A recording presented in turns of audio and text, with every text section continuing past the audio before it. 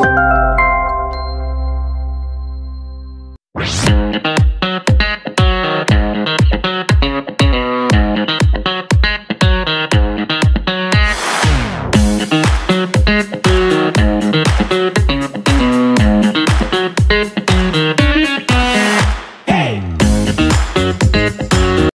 علیکم برادرای عزیز، این امروز اومدگیم در شهر سراوشانیم و برادرها بسیار جمع شدگیم. میخوایم در جرم یا بازی گذرونیم که всегда کدومی که удар بسیار زد صاحب 30 سوم میشه. بچه‌ها ما روزی هم باز میبینیم. من آباد کی میزنه یکم؟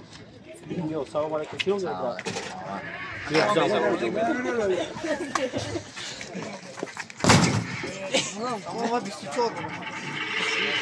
ما زنم اشکال کام اخیرا میذارم چون دلم داد خدا ندینه 825 یک مدام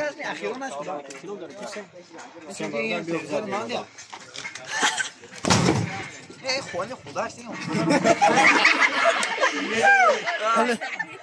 حالا چند همه تنزیق شدیم اگر 901 وزیراش ده یکم هم میرفت است 901 نوم چیه؟ حسین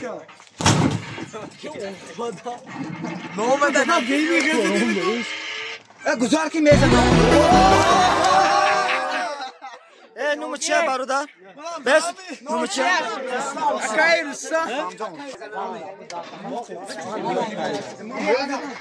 زنی دکوته رسا ای بلا استاد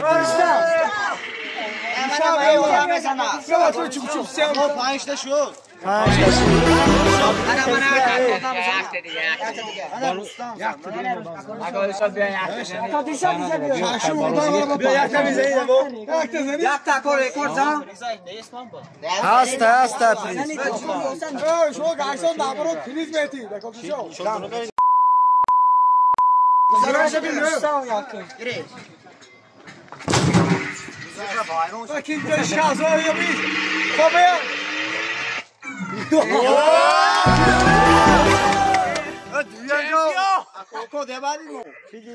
بچه را پریز شبته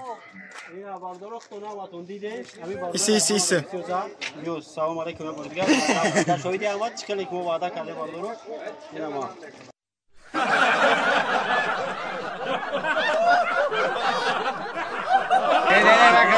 بگی بچه اوش چاوا برای همیشه بچه خرسک بزنه گب نیسته